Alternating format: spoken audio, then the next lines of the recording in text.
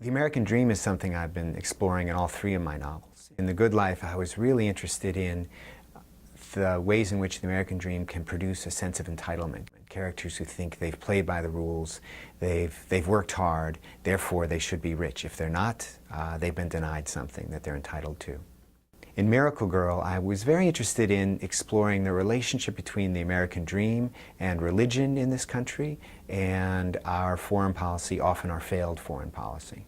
In The Oregon Experiment, I've returned to some of those same themes again, and I'd say primarily what I'm exploring in terms of the American dream is the ways in which certain characters are shut out of the American dream. One of the promises of the American dream is that you can reinvent yourself, and you can define who you are. That's not defined for you. Of course, for the male characters, Clay and Scanlon, what it means to be a man is essential to who they are and essential to the drama in the novel. Sequoia and Clay, although she's a secessionist and he's an anarchist, neither one of them wants much to do with the U.S. government.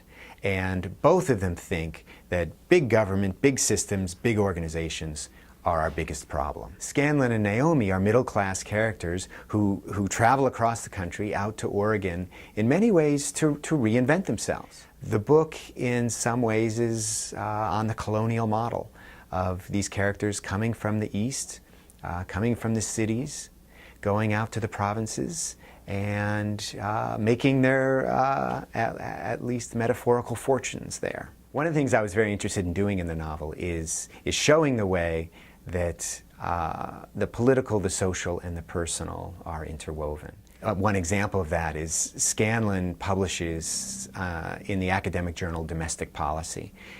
For him, it's supposed to be a huge publication, and as I say in the book, Domestic Policy is the absolute top journal.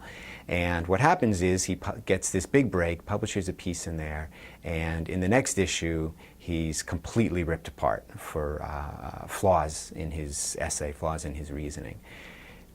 The domestic policy, of course, also refers to what is going on in his marriage and in his family, and the ways in which Scanlon, with usually the best intentions, does things, and it's full of flaws, and it leads to the same types of disaster and, in fact, humiliations.